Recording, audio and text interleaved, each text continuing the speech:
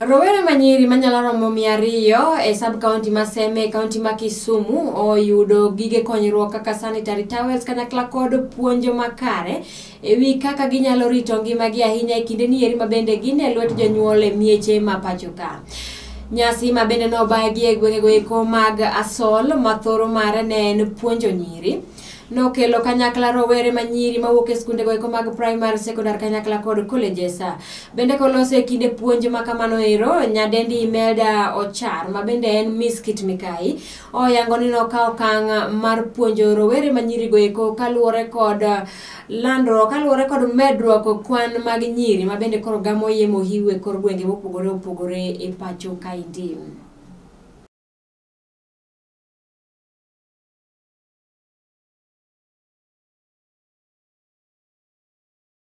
Nitiere shida mang'eny ma nyiri nyalo kale, lakini kaka koro awach for example, nyako nyalo koso pads monyalo tiyo godo.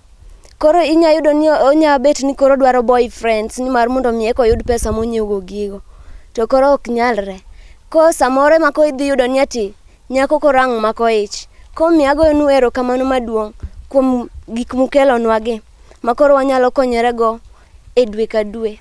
Ago erokamano maduong' ne Miss Imelda Ochar gi organizing committee mane gin godo. Kalure gi gima sani timre COVID-19 ma omiyo nyithindo ok dhi school, naneno ni mondo awuog gi organization na mondo wakony nyithindo manyiri, especially now that schools are closed and they have nowhere to get the sanitary towels.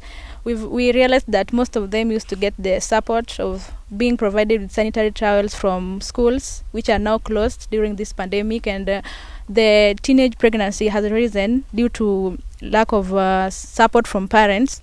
We realized that there's something that has been happening that is all over the news, the rise in teenage pregnancy.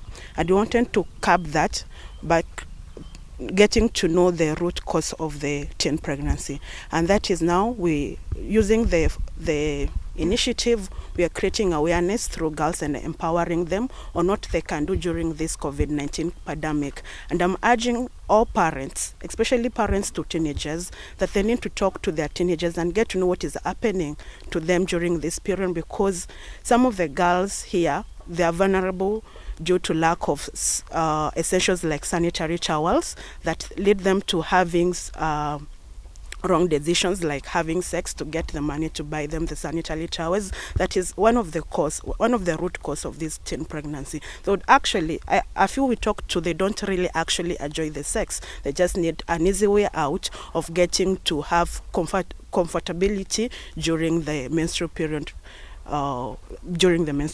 So I would urge parents all over who are watching or who are listening to this, kindly let's create awareness to our girls, even to our boys, on how we can have a way of having these girls do something or having our children do something this COVID-19 pandemic, and even we can improvise other ways and avoid this